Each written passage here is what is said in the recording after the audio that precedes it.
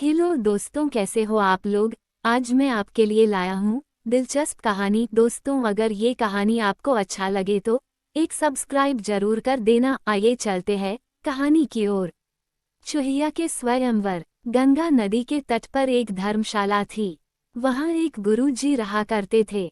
वो दिन भर तप और ध्यान में लीन होकर अपना जीवन यापन करते थे। एक दिन जब गुरुजी नदी में नहा रहे थे, उसी समय एक बाज अपने पंजे में एक चूहिया लेकर उड़ा जा रहा था। जब बाज गुरुजी के ऊपर से निकला तो चूहिया अचानक बाज के पंजे से फिसलकर गुरुजी की अंजुली में आकर गिर गई। गुरुजी ने सोचा कि अगर उन्होंने चूहिया को ऐसे ही छोड़ दिया तो बाज उसे खा जाएगा। इसलिए उन्होंने चूहिया को अकेला नहीं छोड़ा और उसे पास के बरगद के पेड़ के नीचे रख दिया और खुद को शुद्ध करने के लिए फिर से नहाने के लिए नदी में चले गए। नहाने के बाद गुरुजी ने अपनी शक्तियों का इस्तेमाल करके चूहिया को एक छोटी लड़की में बदल दिया और अपने साथ आश्रम ले गए। गुरुजी ने आश्रम पहुंचकर सारी बात अपनी पत्नी को बताई और कहा कि हमारी कोई संतान नहीं है, इसलिए इसे ईश्वर का वरदान समझकर स्वीकार करो और इसका अच्छे से लालन पालन करो। फिर उस लड़की ने स्वयं गुरुजी की देखरेख में धर्मशाला में पढ़ना लिखना शुरू कर दिया। लड़की पढ़ने में बहुत होशियार थी। ये देखकर गुरुजी और उनकी पत्नी को अपनी बेट पर बहुत गर्व होता था। एक दिन गुरुजी को उनकी पत्नी ने बताया कि उनकी लड़की विवाह योग्य हो गई है। तब गुरुजी ने कहा कि यह विशेष बच्ची एक विशेष पति की हकदार है।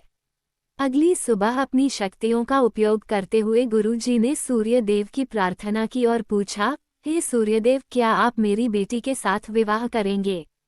ये सुनकर लड़की बाली, पिताजी सूर्यदेव पूरी दुनिया को रोशन करते हैं, लेकिन वह असहनीय रूप से गर्म और उग्र स्वभाव के हैं।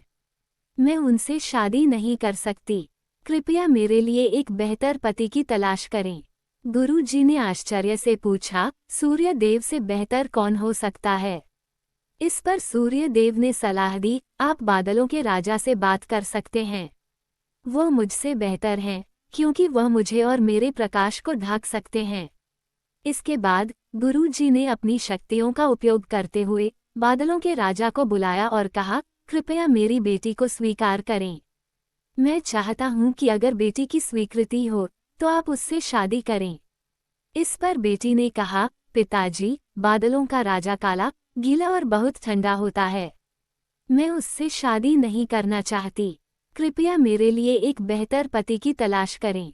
गुरुजी ने फिर से आश्चर्य में पूछा, भला बादलों के राजा से भी बेहतर कौन हो सकता है। बादलों के राजा ने सलाह दी, गुरुजी, आप हवाओं के भगवान वायुदेव से बात करें।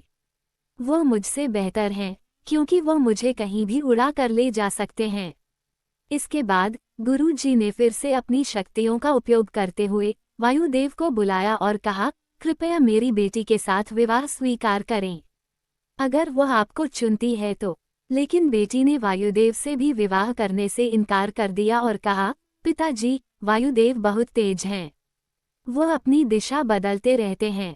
मैं उनसे शादी नहीं कर सकती। कृपया मेरे लिए एक बेहतर पति की तलाश करें।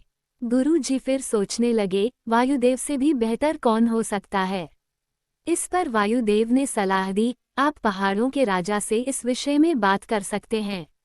वह मुझसे बेहतर है, क्योंकि वह मुझे बहने से रोक सकते हैं। इसके बाद गुरुजी ने अपनी शक्तियों का उपयोग करते हुए पहाड़ों के राजा को बुलाया और कहा, कृपया मेरी बेटी का हाथ स्वीकार करें। मैं चाहता हूं कि अगर वह आपको पसंद करती है तो आप उससे शादी करें।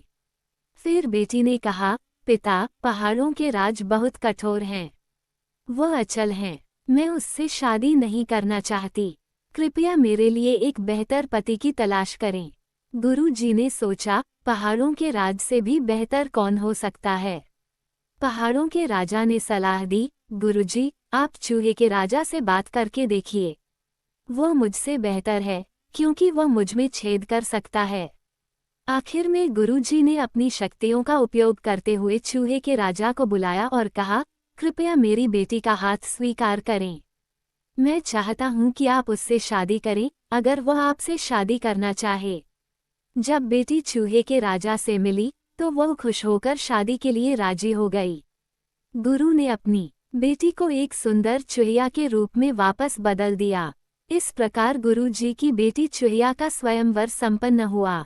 कहानी से सीख, जो जन्म से जैसा होता है उसका स्वभाव कभी नहीं बदल सकता।